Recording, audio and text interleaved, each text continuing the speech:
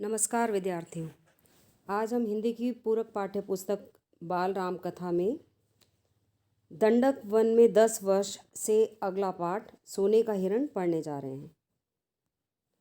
पिछले पाठ में हमने यानी दंडक वन में 10 वर्ष में हमने शूर्पणखा और उसके पुत्रों के बारे में जाना था और आज हम पढ़ेंगे सोने का हिरण। इसकी कहानी इस प्रकार है कि राम को कुटी से निकलते देखकर मायावी हिरण कुलाचे भरने लगा। यानी जो माया से बना हुआ हिरण था वो तेजी से दौड़ने लगा। राम को बहुत छकाया यानी बहुत परेशान किया और झाड़ियों में लुकता छिपता भागता वह राम को कुटी से बहुत दूर ले गया। अब राम जब उसे पकड़ने का प्रयास करते तो वह भागकर और दूर चला जाता। हिरण चालाक था, वह इतनी दूर कभी नहीं पहुंच जाता था कि पहुंच से बाहर लगी। राम के सारे प्रयास विफल हुए, यानी कि जितनी भी उन्होंने कोशिश की सब बेकार साबित हुई। वे हिरण को पकड़ नहीं पाए। उन्होंने उसे जीवित पकड़ने का विचार छोड़ दिया। अब उन्होंने धनुष उठाया और निशाना साधा। अब एक बाण उस पर छोड़ दिया और बाण लगते ही हिरण गिर पड़ा। धरती पर गिरते ही मारीच अपने असली रूप में आ गया। हिरण वास्तव में कौन था? मारीच, जो माया से हिरण बना हुआ था। मारीच ने माया से केवल अपना रूप नहीं बदला था बल्कि आवाज़ भी बदल ली थी। अपनी आवाज़ राम जैसी बना ली थी और धरती पर पड़े हुए वह जोर से चिल्लाया, हा सीते, हा लक्ष्मण। ध्वनि ऐसी थी कि जैसे बाण राम को लगा हो, वह सहायता के लिए पुकार रहे हों। बाण का प्रहार बहुत ही गहरा था।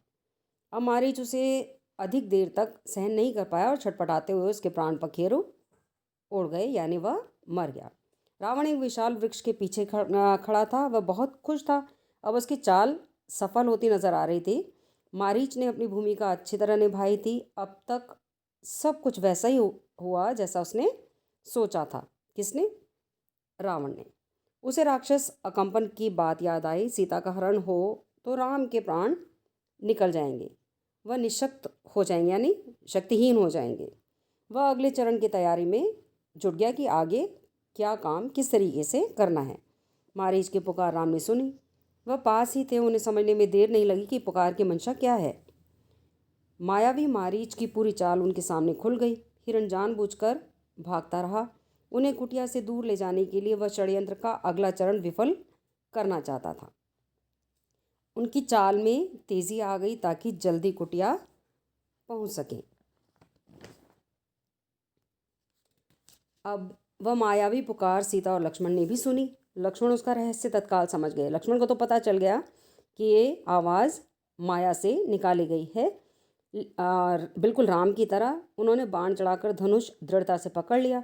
चौकसी बढ़ा दी। वे राक्षसों की अगली चाल का सामना करने के लिए तैयार थे।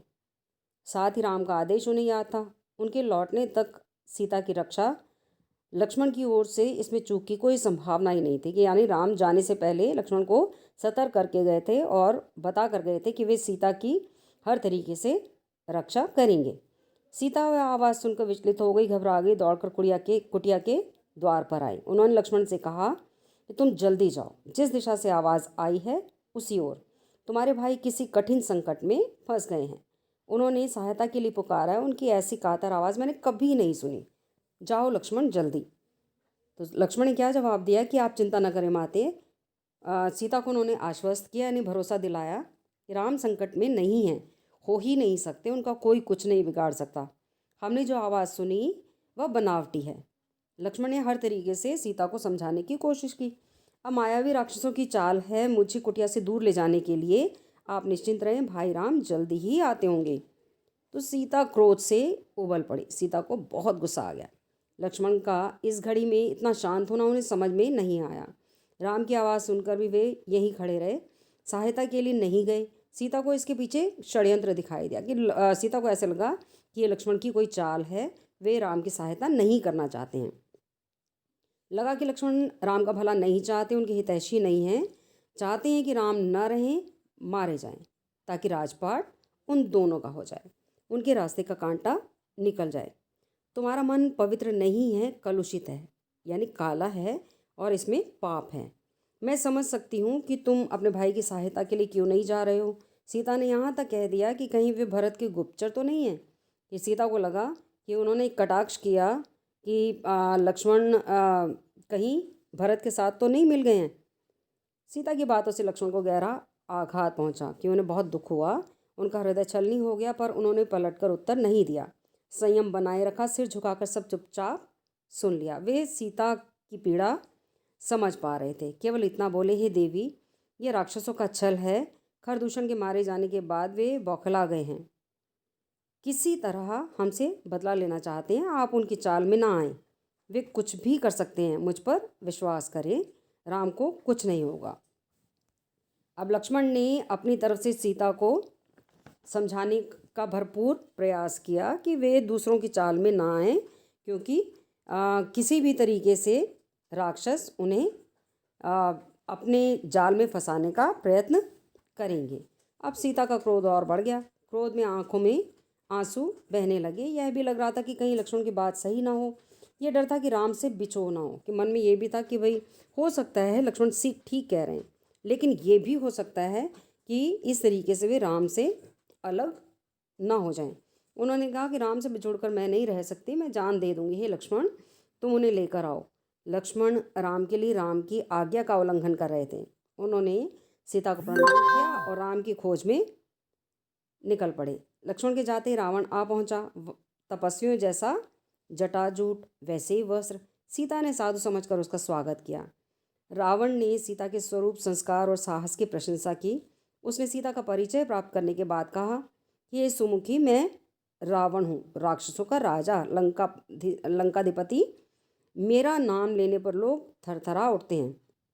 लेकिन तुम सुंदरी हो, सबसे अलग हो। तुम्हारे लिए मैं स्वयं चल कर आया हूँ। मेरे साथ चलो, सोने की लंका में रहो, मेरी रानी बनकर। सीता क्रोधित हो उठी। कहा, मैं प्राण त्याग दूंगी, लेकिन तुम्हारे साथ नहीं जाऊंगी। मैं राम की पत्नी हूँ। वे महाबलशाली हैं, तुम्हें उनकी शक्ति का अनुमान नहीं है। तुम चले जाओ, नहीं तो तुम्हारा सर्वनाश हो जाएगा। रावण ने सीता की बात अनसुनी कर दी। खींचकर उन्हें रथ में बैठा लिया। सीता प्रयास करती रही, पर रावण के चंगुल से मुक्त नहीं हो सकी। स्वयं को असहाय पाकर वे विलाप करने लगी, जोर जोर से चिल्लाने लगी। हा राम, हा लक्ष्मण पुकारती रही। रावण का रथ लंका की ओर उड़ गया। अब मार्ग में वे पशुओं, पक्षियों, पर्वतों, नदियों से कहती जा रही थी कि कोई उनके राम को बता दे कि रावण उनको हरण कर कर ले जा रहा है। गिद्धराज जटायु ने सीता का विलाप सुना। अब रास्ते में एक गिद्ध थे जिनका नाम था जटायु। उन्होंने सीता का ऊंचा स्वर सुना। उसने ऊंची उड़ान भरी, रावण के रथ पर हमला कर दिया। वृद्ध गिद्धराज ने रथ शत विशत कर दिया, यानी तहस नहस कर दिया। रावण को घायल कर डाला। क्रोध में रावण ने जटायु के पंख काट दिए। जटायु अब उड़ नहीं सकता था, वह सीधे धरती पर आ गिरा। रावण का रथ टूट गया था, उड़ान नहीं भर सकता था। उसने तत्काल उसी समय सीता को अपनी बाहों में दबाया और दक्षिण दिशा की ओर उड़ने लगा। सीता को लगा कि अब संभवतः कोई उनकी सहायता नहीं कर पाएगा। उनका बचाव केवल एक ही था, राम को किसी तरह समाचार मिल जाए। उन्होंने अपने आभूषण उतारकर फेंकना आरंभ कर दिया और आभूषण वानरों ने उठा लिए। उन्हें आशा थी कि वानरों के पास ये आभूषण देखकर राम समझ जाएंगे, उन्हें पता चल जाएगा कि सीता किस मार्ग से गई है। रावण ने सीता को आभूषण फेंकने से नहीं रोका। उसे लगा कि सीता शायद ऐसा शोक में कर रही है। कुछ ही समय में रावण लंका पहुंच गया। वह अपने धन वैभव से सीता को प्रभावित करना चाहता था। उन्हें लेकर वह सीधा अपने अंतपुर में गया। राक्षसियों को सीता की निगरानी करते रहने को कहा और बाहर निकल गया। थोड़ी देर बाद में वह फिर लौटा। सीता को घूरते हुए उसने कहा, सुंदरी, मैं तुम्हें 1 वर्ष का समय देता हूँ। निर्णय तुम्हें करना है। मेरी रानी बनकर लंका में राज करोगी या विलाप करते हुए जीवन बिताओगी। सीता बार बार रावण को धिक्कारती रही, राम का गुणगान करती रही। रावण को क्रोध आ गया। तुम्हारा राम यहाँ कभी नहीं पहुँच सकता। तुम्हें कोई नहीं बचा सकता। तुम्हारी रक्षा केवल मैं ही कर सकता हूँ। मुझे स्वीकार करो और लंका में सुख से रहो। कि रावण ने हर तरीके से सीता को डराने धमकाने की कोशिश की। पापी रावण, राम तुझे अपनी दृष्टि से जलाकर राख कर सकते हैं। उनकी शक्ति देवता भी स्वीकार करते हैं। मैं उस राम की पत्नी हूँ जिसके तेज और पराक्रम के आगे कोई नहीं ठहर सकता। तेरा सारा वैभव मेरे लिए अर्थहीन है, यानी तुम्हारी जो धन दौलत है वो सब कुछ मेरे लिए बेकार है। तूने पाप किया है, राम के हाथों तेरा अंत निश्चित है। राम की इतनी प्रशंसा सुनकर रावण कुछ चिंतित हो गया। उसने सोचा खरदूषण को मारने वाला अवश्य शक्तिशाली होगा। उसने तत्काल यानी उसी समय अपने 8 सबसे बलिष्ठ राक्षसों को बुलाया कि जो सबसे अधिक बलवान थे, और क्या कहा कि तुम लोग पंचवटी जाओ, राम और लक्ष्मण वहीं रहते हैं, उनका एक एक समाचार मुझे मिलना चाहिए। दोनों पर निगरानी रखो, मौका मिलते ही उन्हें मार डालो। उधर सीता को पाने के लिए रावण ने अपनी योजना बदली। उन्हें अंतपुर से निकालकर अशोक वाटिका में बंदी बना दिया गया।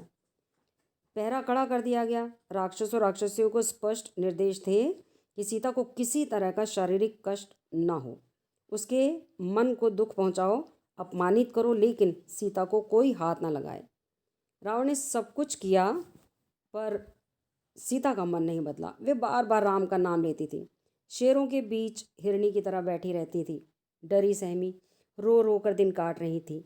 सोने के हिरण ने उन्हें सोने की लंका में पहुंचा दिया था, यानी कि जिस हिरण की कामना उन्होंने की थी, जिसको लेने की वो इच्छा रखती थी, और उसी हिरण की वजह से वे कहाँ पर पहुंच गई? सोने की लंका, रावण की सोने की लंका में। यहाँ से उन्हें राम ही बचा सकते थे। तो इस तरीके से हमने इस पाठ में सीता हरण के बारे में पढ़ा, और इसकी कथा को आगे हम अगले पाठ में पढ़ेंगे। धन्यवाद।